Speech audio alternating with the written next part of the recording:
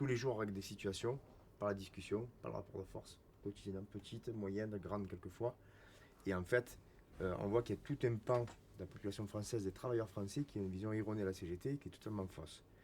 Et je crois que c'est ça aussi qui est posé, c'est qu'il y a plein d'entreprises où des élus du personnel devraient être mis en place par les patrons et ils ne le font pas. Il y a intérêt, le patronat globalement a intérêt à ce que la CGT soit à moins d'endroits possible.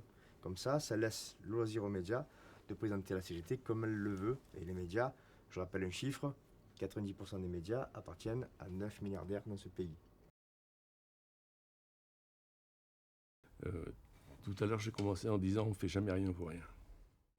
J'ai dit c'est bien que Renault ait fait ce petit rappel de leur lutte depuis 3 ans et des acquis. Parce que des fois on oublie. Oui. Hein, et j'ai commencé comme ça en disant c'est bien que Renault il ait dit ça. Et j'ai ajouté on ne fait jamais rien pour rien. Ça c'est mon vieux père qui le disait. Et on en fait l'expérience. Certainement la télévision elle fait des dégâts considérables avec leur chaîne garde quoi. Parce qu'ils ont pas besoin. Elle fabrique des opinions. Oui, c'est clair. Qu'est-ce qui vous a fait choisir la CGT plutôt qu'autre chose? Des valeurs de la CGT.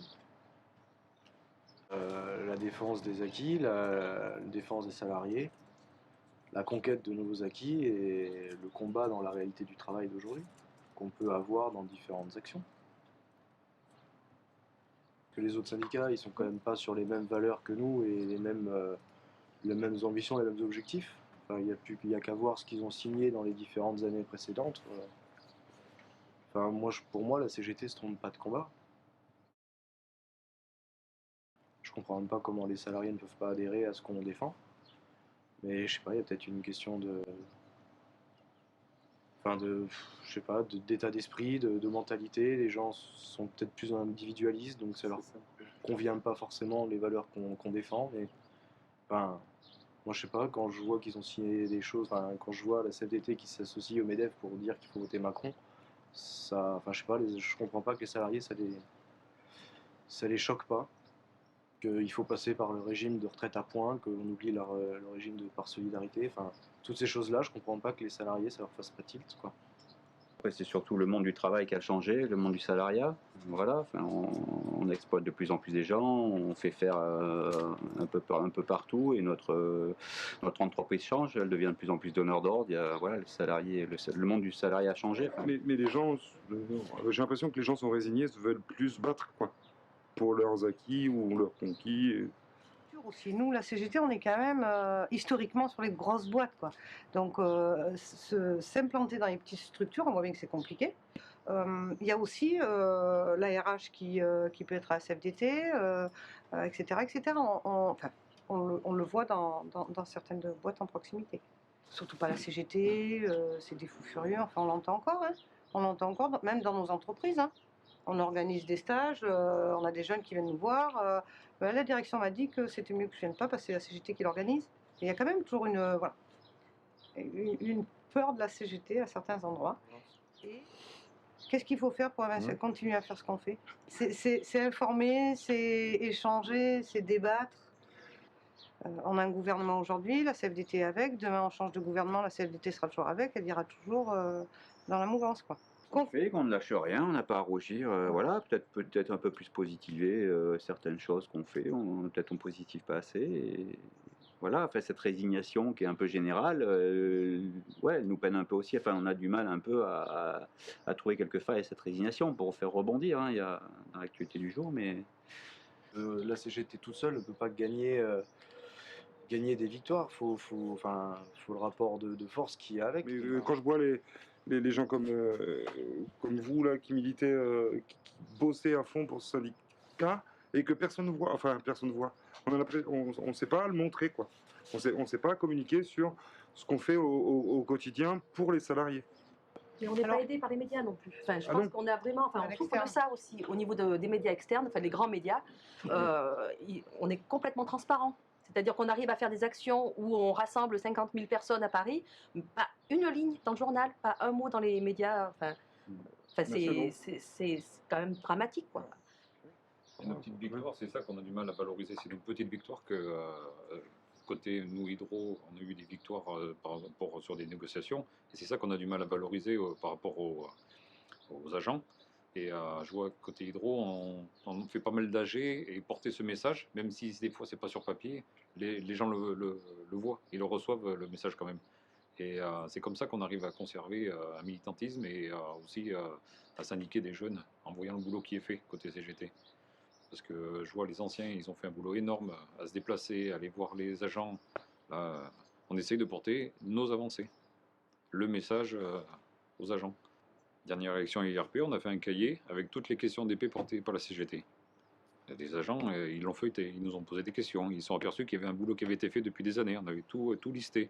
Les agents pouvaient s'y retrouver. Côté autre organisation syndicale, ça reste le seul moyen qu'on ait de porter nos revendications, quoi. Enfin, ce que disait, je rejoins un petit peu Arnaud, quoi. Ils n'ont pas conscience de ce qui se fait dans les IRP, à savoir que c'est pas non plus là où on règle beaucoup de problèmes. C'est quand même très institutionnalisé. On va en réunion, c'est l'ordre du jour du patron. Enfin bon, voilà, c'est pas là où on gagne. On perd des moyens. Moi, c'est surtout ça qui est inquiétant pour nous.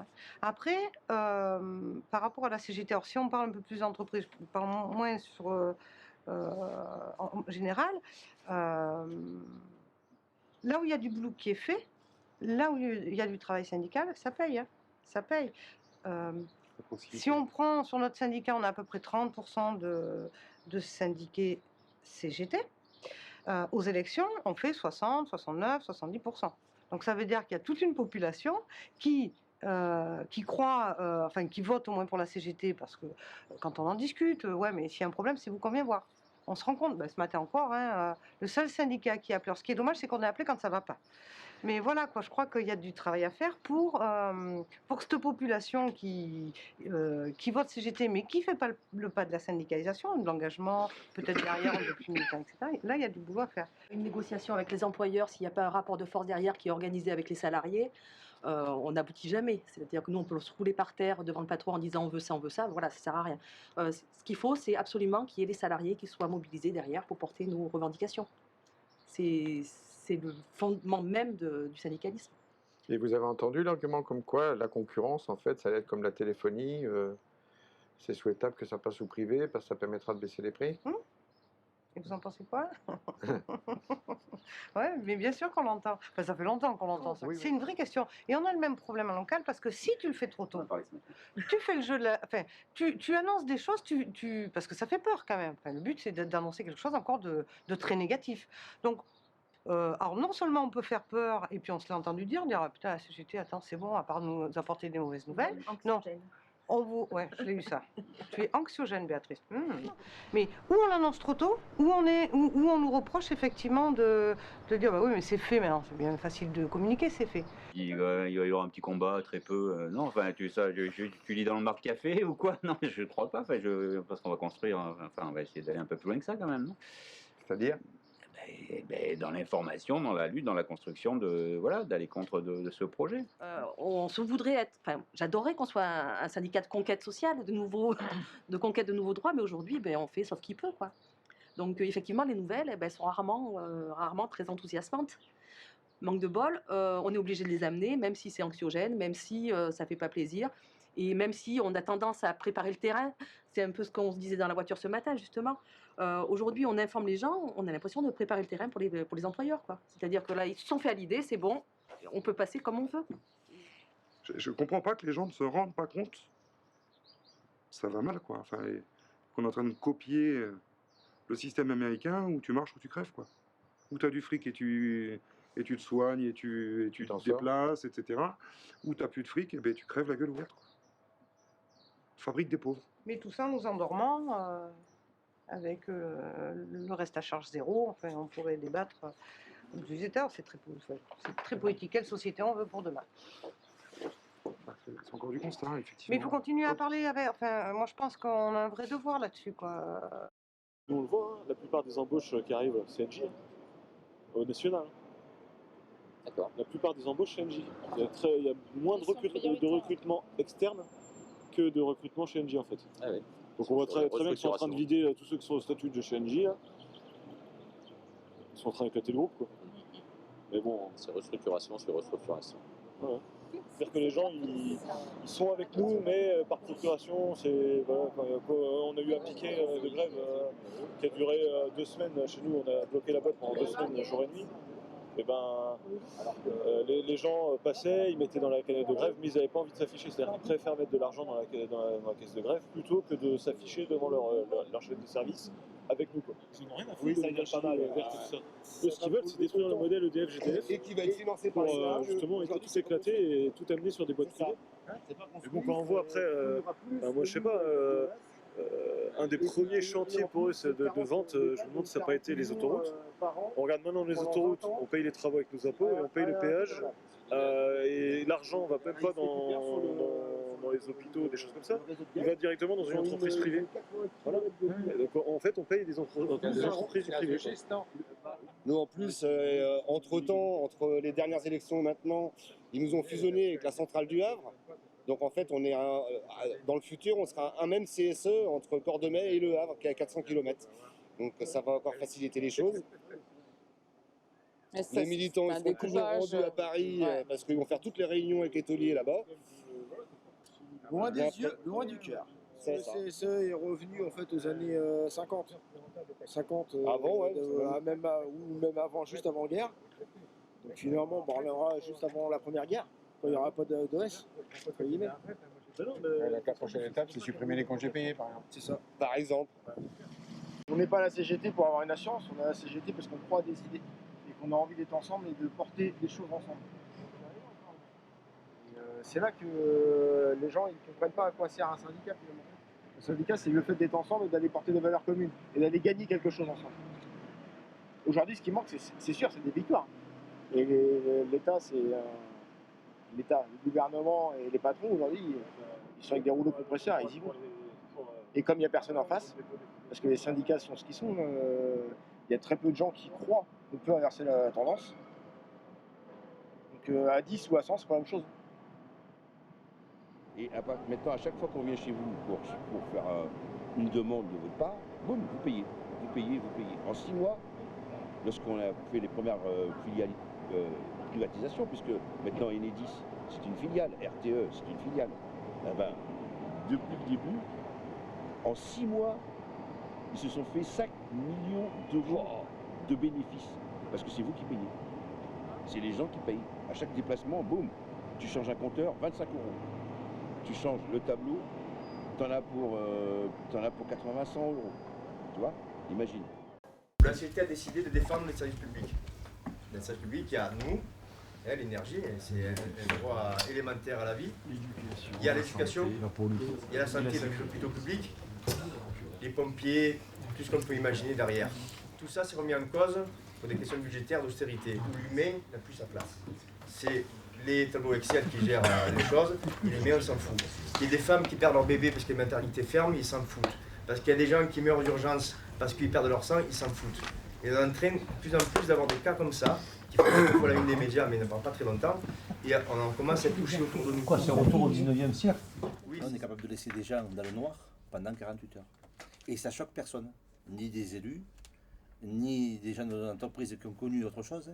Nos responsables, ils se couvrent avec ça tranquillement, il n'y a aucune gêne. Il n'y a que nous sur le terrain, qu'on est en confrontation avec des usagers sur le terrain, qui, des pauvres, ils s'en prennent à nous. Incompris par rapport au gouvernement actuel, par exemple, on est incompris. Ça veut dire que quoi qu'on fasse, quoi qu'on dise, même en faisant grève maintenant, la dernière fois qu'on a fait grève, on a eu un huissier à la maison, par exemple. C'est du jamais vu dans une entreprise. C'est un phénomène social, ça. C'est une escalade contre la sanction. Ils savent faire plus que ça. Il n'y a plus de dialogue. On n'arrive plus à dialoguer normalement autour d'une table et en disant juste de revendications et des actes derrière. On ne peut plus le faire. C'est nos ennemis de classe qui noircissent l'avenir, c'est pas nous. Quand on te dit demain il n'y a plus d'entreprise, les concessions d'Enedis se terminent en 2022, on ne sait pas après, le statut est attaqué par la Cour des comptes, 1 an après les cheminots. Je suis désolé, mais le marasme et l'inquiétude de l'avenir, c'est pas CGT qui le génère. Nous, c'est comment on fait, étant donné qu'on sait où ils veulent aller, comment on fait pour défendre ça et empêcher ça. Donc voilà, on est souvent les annonciateurs de mauvais coups, quoi. et parce qu'on a le devoir d'informer les agents, nos salariés, de ce qui se trame. Pour autant, comme je dis souvent, notamment à Didier, mais à tant d'autres, passer le stade du constat, qu'est-ce qu'on fait maintenant qu'on sait ça? Maintenant qu'on est conscient de ça, qu'est-ce qu'on fait? Et là, après, c'est tout le rôle des militants syndicaux, de créer des espaces de discussion avec les copains, comme en section aujourd'hui, mais entre midi et deux, à la machine à café, dans le camion, ou un peu partout, il faut rien, pour construire une riposte, quoi, et un espoir. Aujourd'hui, on voit à 18h, ça continue, à 19h, il se passe un truc, à 20h, les chaînes d'infos qui tournent en boucle, c'est du matraquage, c'est du... Moi, je trouve maintenant, ça devient de la propagande de l'esprit, quoi. Moi, j'ai l'impression de vivre dans une société, après ça, c'est quelque chose de personnel. C'est du conditionnement. Ah ouais, j'ai l'impression de vivre dans une société où on me harcèle. J'ai pas 2 minutes où je pose les yeux sur un truc où il n'y a pas une pub. Où on va acheter des choses. Il n'y a pas 30 secondes où ça se passe pas comme ça, en roulant. Enfin, moi, je trouve que c'est du matraquage médiatique. Voilà. BFM, c'est les mêmes choses en boucle toute la journée sur la façon dont il faut penser, plus les lignes à crier en dessous. Non, il n'y a rien sur ça. Il n'y a pas de pub pour dire ça, fais attention à ton voisin, fais attention au SDF que tu vois tous les jours dans la rue. Le On social... va lui acheter un sandwich. C'est clair que là-dessus, il n'y a rien du tout. Le social comme le capitalisme, Ça n'a jamais, ça a jamais fait bon ménage. Le capitalisme, ça rime pas avec social, c'est clair. Donc, soit l'un, soit l'autre. Il y en a beaucoup, ils pensent, si je manifeste, ça servira à rien. Si je l'ouvre, ça servira à rien. Si je donne 50 centimes à un monsieur, ça servira à rien. C'est ça, et la peur dont je parle. C'est pas la CGT qui l'organise aussi dans les boîtes. C'est le patronat, l'autorisateur. Si toi tu n'es pas content, attention, ton GF, tu vas rester, si tu milites, tu vas plus évoluer. C'est dit aux jeunes, pendant qu'ils ne sont pas titulaires, ça fait des trous dans les tronches. Ils sont accueillis comme ça dans la boîte. Oui. Après, je l'ai dit 100 fois à Didier, au bout de 2-3 ans, ils ouvrent les yeux, et finalement, ils voient qu'il y a des exemples de copains qui militent, qui ont quand même une carrière. Ils voient qu'il y en a certains qui sont jamais faire grève dans leur coin, qui n'évoluent pas pour autant. Comme quoi, c'est une question de rapport de force, de connaître le droit, ses droits, se défendre. Qu'est-ce qui vous a fait choisir la CGT quand vous avez décidé d'y rentrer? Ces idées. Tout simplement. Les actions menées, tout simplement. Les actions menées avec des résultats derrière, alors que d'autres n'ont aucune action. Quoi. Et la communication. La présence aussi. J'arrive dans une entreprise, j'étais jeune embauchée, on me disait attention, CGT c'est mal vu, si tu dois te syndiquer, il faut plus aller vers là. Donc forcément on arrive dans une entreprise, on ne connaît pas trop les aboutissants. Donc on va vers où on est bien vu. Et puis à la finalité, quand on vous dit ben non, ces choses-là, tu n'as pas le droit de les dire, il faut que tu te taises, c'est pas comme ça fonctionne pas comme ça. Je me suis dit non, c'est pas moi. Moi, je suis entière, moi j'ai besoin de m'exprimer. Et là, il y avait la CGT pour me porter. Donc je me suis retrouvée plus dans ce truc-là que me dire bah, tu te tais parce que ça fonctionne comme ça et tu dois faire ça, c'est tout. Donc, longue histoire, moi je viens de GRT Gaz et à GRT Gaz, il est très mal vu de se syndiquer. Donc après, moi j'estime que l'entreprise, en fait, ça vient du bas. La main-d'œuvre, en fait, elle vient du bas. S'il n'y a personne en bas, en fait, c'est pas le dirigeant qui va faire l'entreprise tout seul. Donc voilà, ça vient des ouvriers. Après, c'est une longue histoire puisque ma mère a été ouvrière, donc je pouvais que adhérer, en fait, à la CGT, en fait. Mais on a voulu toujours que je fasse partie de CFE. Puisque j'étais dans un service en fait de maîtrise cadre à GRT Gaz. CFE, CGT, c'est ça. Voilà. Et donc du coup, ils ont voulu toujours que j'adhère en fait à ces CFE. Et c'est pas mon parti parce que voilà, du fait de mes origines, ma mère est ouvrière, je viens du bas, ça va pas. Quoi. Évidemment, on n'est toujours pas adhérent. Non, j'ai réfléchi tout ça. Il me dit écoute, je pense que je vais adhérer à la CGT. Il me dit, oh là, tu vas chez les Rouges. Et quand tu es jeune, il y avait 27 balais quand j'étais embauché. Donc là, j'avais 29 environ. De par mon parcours en éducation, j'ai pas au départ, pas de conscience politique quelconque. Malheureusement, j'aurais aimé que mes parents m'enseignent ça un peu plus tôt, et ça choque quand même, ça fait des trous dans la tête. Du coup, les Rouges, pourquoi il dit ça, lui? Et ça fait des trous, parce que je comprends qu'un jeune je pense pas être trop spécialement fragile, mais quelqu'un qui l'est, il garde ça vite dans sa tête. Voilà. Et moi j'ai adhéré à la CGT ici parce que grâce à la SLV, qui était très puissante ici, très vivante, c'était la SLV qui marchait le plus à Marseille, j'ai des anciens qui m'ont donné envie, qui m'ont poussé au rêve, qui m'ont donné envie, c'est ça que je veux faire, c'est ça, je veux m'engager, je veux défendre ça, c'est super humain, c'est super noble.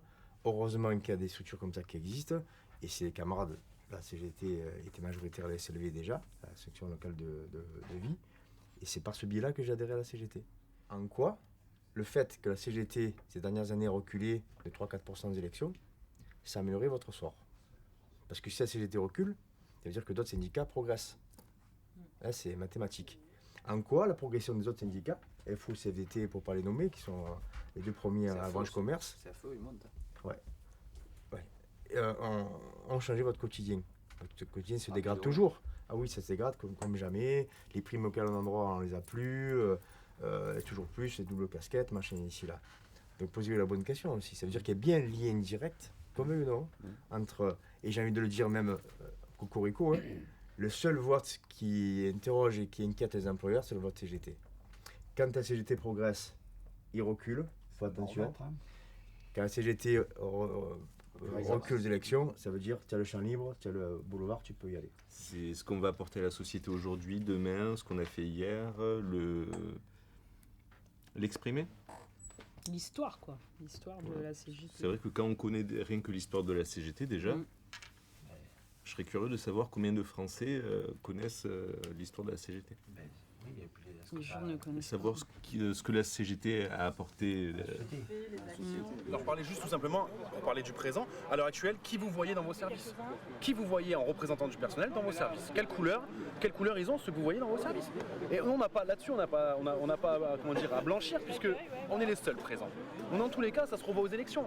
Dans nos entreprises, et là je parle bien dans nos entreprises, je parle pas des petites PME, mais aux élections, on est encore présent. Et si on est encore majoritaire dans beaucoup de services, c'est pas pour rien. C'est parce qu'il y a un travail de terrain qui est fait, il y a un travail de proximité. Et les gens, après, attention, quand ils ont un problème personnel ou un petit groupe, ils viennent nous voir. Ils viennent quand même nous voir. Alors bien sûr, ils viennent pas nous voir avec des grands drapeaux, ils viennent pas nous voir aux 028, mais on les aperçoit, ils nous voient le soir, ils viennent nous voir, ils nous interpellent. Entre deux cafés, entre deux couloirs, ils nous interpellent. J'ai un problème personnel, là j'ai un harcèlement moral, là j'ai quelque chose, j'aurais besoin d'un coup de main. Alors bien sûr qu'ils s'affichent moins qu'avant, parce qu'on est dans une société maintenant où il faut vivons cachés, vivons heureux. Mais écoutez, nous on se cache pas, on est quand même là, on essaye de faire notre maximum, et je pense que de toute façon, quand les gens seront au pied d'un mur, alors que ce soit le mur de tout à l'heure que je parlais ou un autre mur, quand ils seront au pied du mur, ils vont se tourner vers les gens qui connaissent et qui voient. Je me dis, moi le premier, à 25 ans, je pensais que ce que je voyais à la télé, c'était le vrai reflet des médias. Et puis peut-être qu'à 27, j'ai commencé à me dire, mais attendez, est-ce qu'on n'est pas en train de me bananer? Et à 30, je me suis dit, en fait, si, on nous banane. Et à 31, je me dis, bon, mais je vais changer de média, je vais prendre un autre média, plutôt indépendant, ou quelque chose qui va aller plus dans des... Comment dire, dans la génération du libre arbitre, voilà, essayer de créer chez les gens une façon de penser de libre arbitre et pas de l'information comme ça que je te donne, que tu dois avaler et que tu dois rebalancer à ta famille. Voilà. Mais moi je vois que la présence, le combat médiatique, on ne pourra pas l'avoir. On peut pas, tu vois, on peut pas avoir la même puissance que ce que les médias ont au niveau couverture nationale. Je pense qu'il nous manque une chose, c'est une victoire. Parce que ça fait 30 ans qu'on se bat pour pas perdre. Ouais, c'est ça. On se bat pour garder le tarif agent, on se bat pour garder la CMCA. Oui, parce que tu vois, il y a eu des gros mouvements au mois de juin là, dans les entreprises de la distribution. Et nous ici, ça a bien marché. On a occupé les sites pendant 15 jours, 24 heures sur 24, avec les techniciens. Et même les gens des services sédentaires, ils nous ont dit c'est bien ce que vous avez pu faire avec les gars, vous avez raison, etc. Ils ne sont pas impliqués plus que ça, mais tu vois, ils ont compris qu'il y avait des pôles de résistance et que demain, ce sera compliqué aussi avec les CSE. On a essayé de leur expliquer qu'on serait moins nombreux, etc. Donc ça ils ont compris. Contrairement à je pense, beaucoup d'autres, pas beaucoup peut-être, mais trop de syndicats en tout cas, parce que même s'il y en a qu'un, ça sera trop, qui considèrent que l'activité militante, c'est les instances représentatives du personnel, on aura un vrai problème dans la manière de revendiquer et de défendre les travailleurs. Ça ne peut pas marcher comme ça. Nous, on part du principe, et c'est comme ça qu'on met en place nos listes aux élections et qu'on forme, entre guillemets, les nouveaux camarades qui prennent des mandats. On leur dit, vous êtes des délégués CGT. peu importe l'instance où vous êtes des délégués CGT. Donc si l'activité syndicale du syndicat, pas des instances, elle est importante un jour, il peut y avoir n'importe quelle instance, on s'en bat les couilles. C'est l'activité du syndicat qui prime, c'est les revendications des travailleurs qui priment, c'est comment on accompagne les revendications et comment on arrive à les faire aboutir. Les DP, les CE, ça doit nous aider, ça doit être un outil. Ça doit pas être, c'est pas notre temps de travail syndical, il ne doit pas être passé qu'à préparer des CE, à préparer des DP ou des CHSCT. Ça ne peut pas marcher comme ça. Moi, je crois beaucoup à la fraternité. S'il n'y a pas de l'humain dans nos rapports, s'il n'y a pas de l'humain dans nos décisions, je parlais tout à l'heure, avant que vous arriviez du rôle de la SLV, que le but de rassembler les anciens inactifs et les actifs, c'est le seul endroit où on peut les faire se rencontrer, se faire se croiser. On n'est pas mieux que nos patrons. Quoi. Les gens reviendront toujours à ça, au côté humain. Et si on se bat et on reste vraiment dans ça, ouais, à un moment donné, on sera plus fort. Una mattina mi sono alzato, oh vela ciao, vela ciao, vela ciao, ciao, ciao. Una mattina mi sono alzato.